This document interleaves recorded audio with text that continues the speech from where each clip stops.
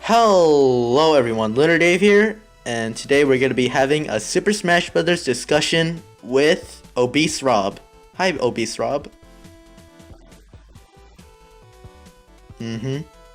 So what's your channel about?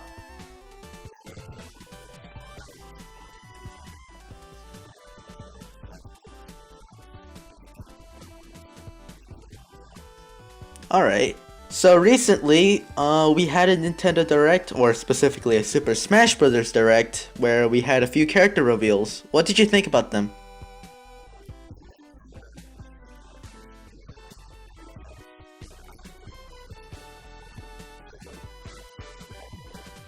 Alright, so my opinions on the base characters we got. Ken, I kind of expected he was the one Echo Fighter I really thought was gonna get in. Because like Ryu and Ken, they're like the original Echo Fighters. And as for Incineroar, a lot of people used to think about Decidueye, but since I picked Litten as my starter, I'm like, haha, take that Rowlet fans. So it's like really exciting that Decidueye didn't get it.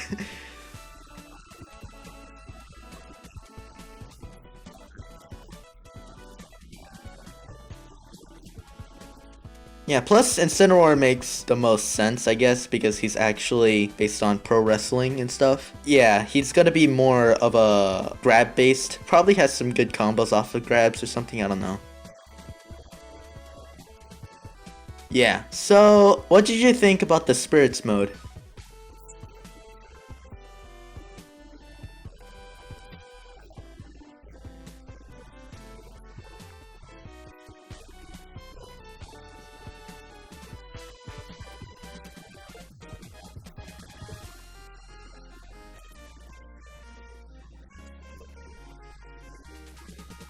So, when I first found Spirits mode, like, way before it was officially announced, I was like, okay, is this gonna be based on the Luigi dying stuff, right?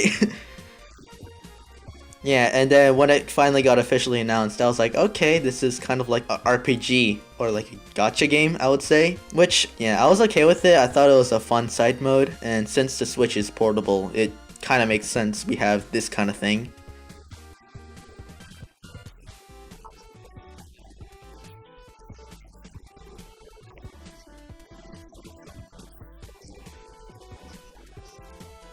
Yeah, I don't even know much about that series. All I know is that it got kicked off Evo. So yeah, I thought the World of Light. I'm a little bit confused on where in the menu you could find it. Is it actually on the Spirits tab? As like you have two things: go to the whole RPG aspect, or just go story mode. I guess once you click on the Spirits thing. I don't know, because like in Subspace Emissary we had like the whole solo thing going on there. Yeah, that's what I think so too. The Spirits mode is just like, okay, this is what happened after. Since like Sakurai has said like every fighter like isn't a spirit anymore except for like these side characters. What did you think about Piranha Plant?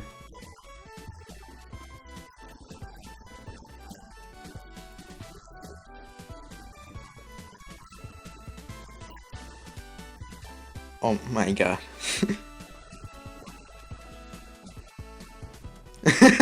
To be honest, a lot of the characters people want, I just can't see it. There's like still people going on like screaming that Doom guy is somehow gonna be in it.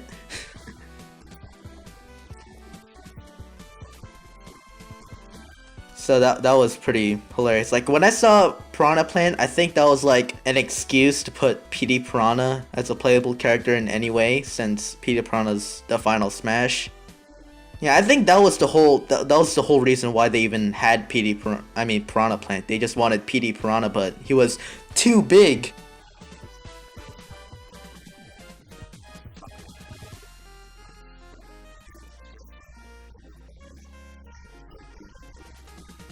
Yeah, I didn't really think about that, but yeah, that could totally be another reason. So, yeah. Now we're gonna get into like the whole DLC stuff. Some people say it's a little cheap from what I hear, that they're just announcing DLC right away again. So what do you think about that?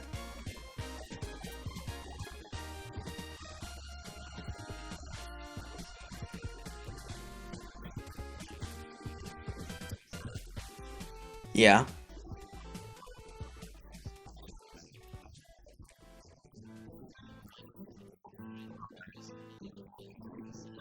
Same here. Like, remember, don't expect too many fighters.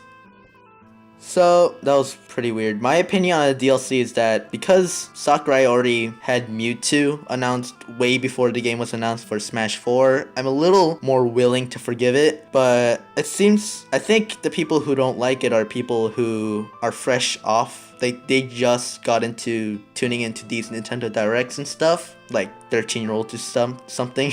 I don't know. I would say, like, when Mewtwo was announced, I don't think as many people were arguing about it because it was a character we wanted. I think it was freaking Mewtwo. Like, he was in Melee but not in Brawl, so people really wanted him for Smash 4.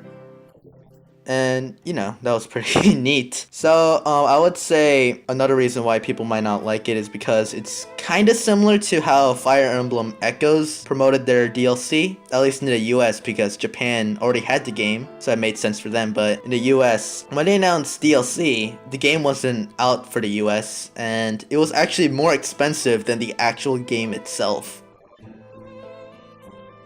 Yeah, a lot of people were offended by that. So I think this is kind of the same logic here, where like you're announcing like new stuff before the new thing is even coming out.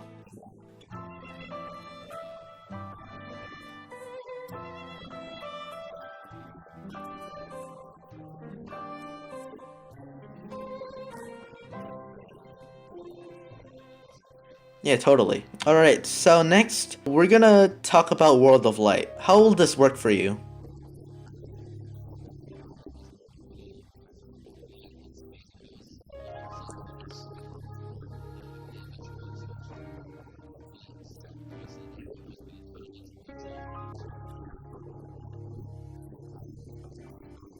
Yeah, totally. That was honestly like the funniest moment in such a serious situation. Definitely. My opinion on World of Light is that it just came out of left field, you know?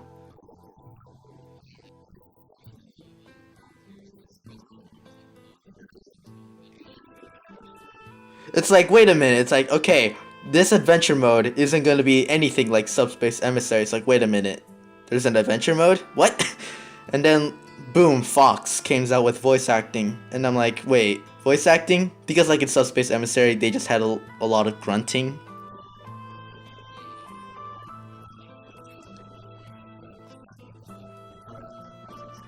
Yeah, definitely. How did the world map look to you?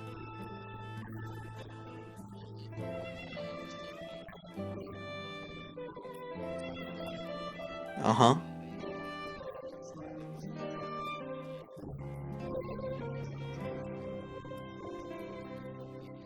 Yeah.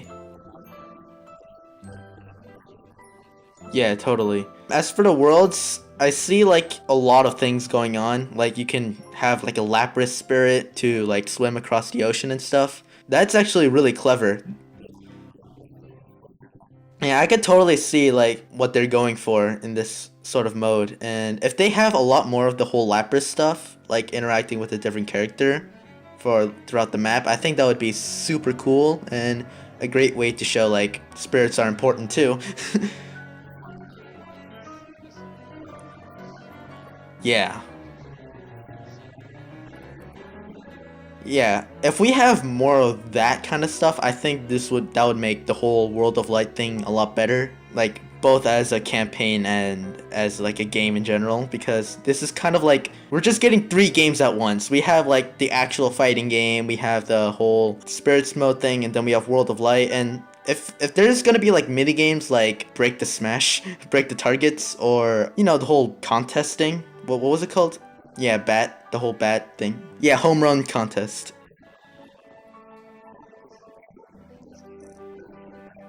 Yeah, and if we have that, we'll just have like, this is technically like 5 games in one. Yeah, definitely. I would pay even if it was like over $100, really. True. Actually, speaking about the games in general, I would say the best comparison to this would be something like Kirby Superstar. Yeah, In Kirby Superstar, there's like a lot of bunch of games in one cartridge. So it's like, yeah, a lot of smaller stuff into one whole package. So my idea is that Sakurai is having that Superstar mentality when making this game. So he's just trying to put as much as possible. So now we're gonna discuss about Mii costumes, spirits, and assist trophies, and how they may or may not deconfirm characters at all.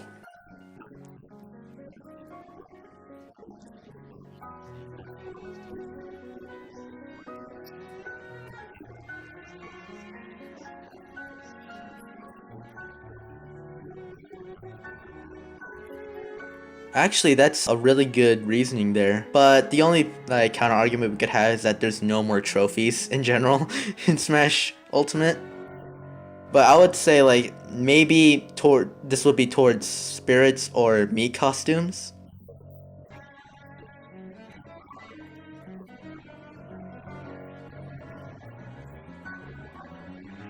Yeah, so I don't think that would mean, deconfirming characters. So, I guess to all those Rex fans, you still have a chance. A very small chance. Agreed. I would think it was kind of clever on how they put Pyra as a spirit. Because from what I hear, I haven't actually played Xenoblade 2, but Pyra was like a supporting character, and yes, this is actually kind of clever for the game developers because, like, Pyra is always a spirit, so it makes sense for her to be a spirit in the first place.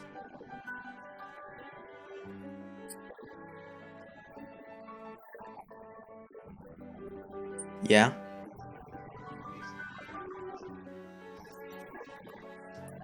Uh-huh.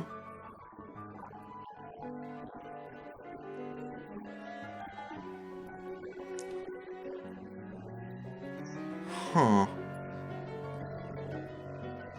I see.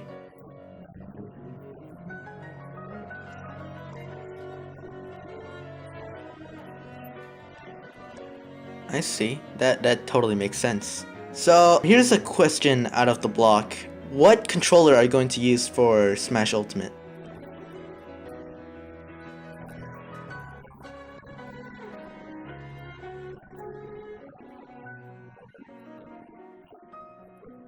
I see. Actually, the only downside I could say with the GameCube controller is that because it's on an adapter, like, you can't really play on tabletop mode. Yeah, so maybe the Power A wireless controller could be a suitable substitute, or maybe you could find one of those USB-Cs to GameCube that I've heard, flying around in the internet. And because we already have that stand that kind of raises the Switch from the bottom so you can actually charge the Switch, I would say that'd be probably the only way you can use an official GameCube controller in tabletop mode. Yeah, personally right now I'm gonna be just starting with the Joy-Cons because even though I have a GameCube controller, I don't really have an adapter because I only use it for the Wii. Yeah, so once I get like an adapter or any way to use a GameCube controller, I would use that, but for now I'm just going to be using the Joy-Cons since I'm a 3DS player, so because how similar the Joy-Con controllers are to the 3DS, or 2DS XL to be more specific, I would say that would be the best option for me.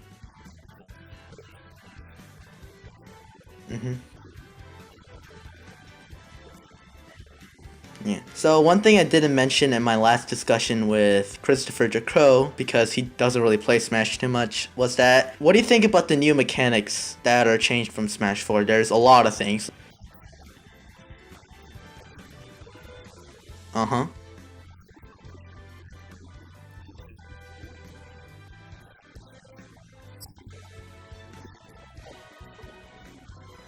Yeah,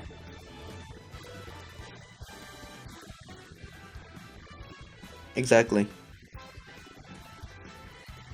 I see. So what do you think about like directional air dodges?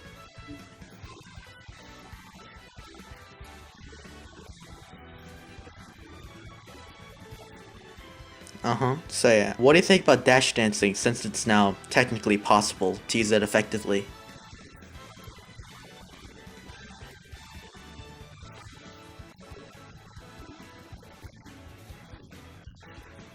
Because, you know, like, the only character you could really dash dance effectively would be, like, Cloud.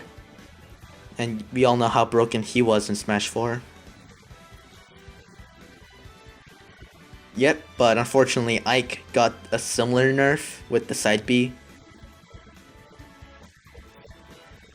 So there's like a time limit about the same amount as Cloud's limit, so you can't charge your side B indefinitely. Yeah, exactly. So who are you going to main in Smash Ultimate? Uh-huh.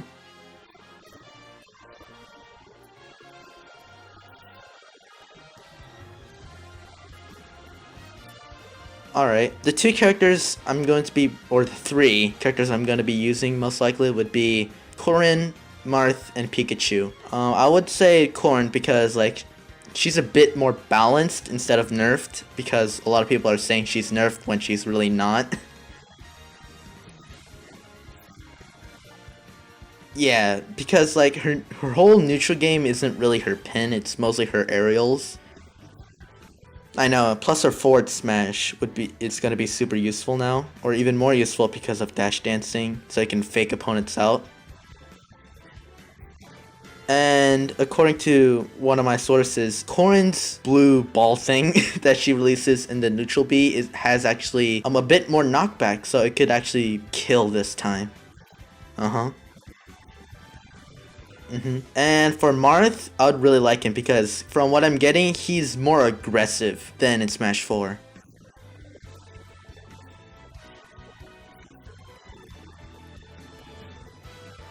Yeah, like the thing about Marth was like you couldn't really do many combos besides like one or two, and that was about it. But now you can actually start putting like string combos every now and again. And his neutral air is actually a lot better at the tip.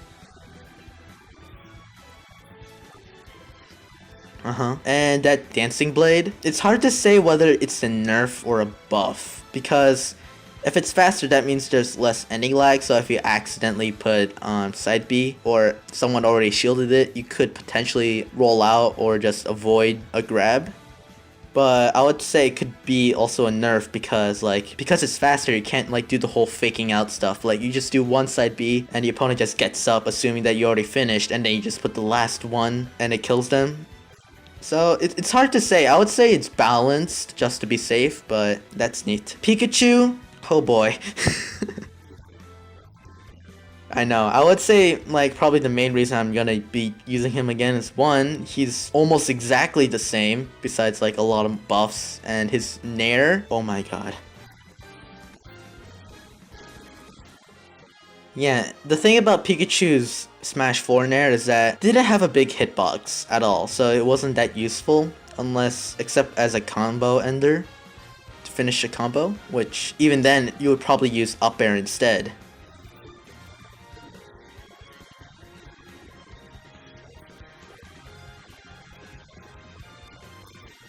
Yeah, so when are you gonna get the game, do you think? Day one? Alright, I'm going to try to get it at day one, of course, but, you know, I don't have any money on me right now, because, you know, too young to earn money at all, so yeah. Anyways, I think that's about it. Thanks for joining me, ObeseRob. Alright, so I hope you enjoyed this discussion, and I'll see you sometime soon. Bye!